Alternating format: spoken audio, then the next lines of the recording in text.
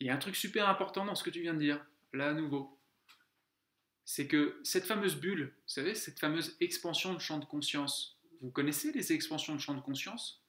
Vous avez déjà entendu parler?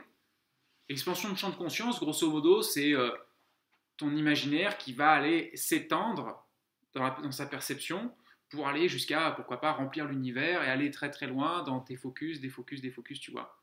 C'est comme une bulle. D'accord?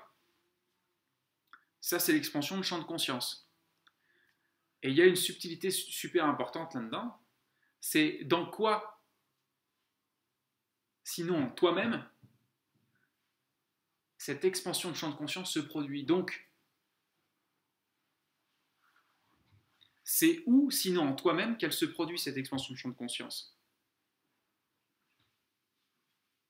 C'est-à-dire que si cette bulle, elle grandit, elle grandit, elle grandit, elle grandit, elle grandit, à un moment donné, elle est obligée d'éclater pour être à la dimension du contenu, du contenant, pardon, du contenant dans lequel elle s'étend. Je te le fais autrement. Quand tu fermes les yeux, il n'y a pas de limite, il n'y a pas de frontière, il n'y a pas d'espace, c'est infini, c'est insondable, c'est total.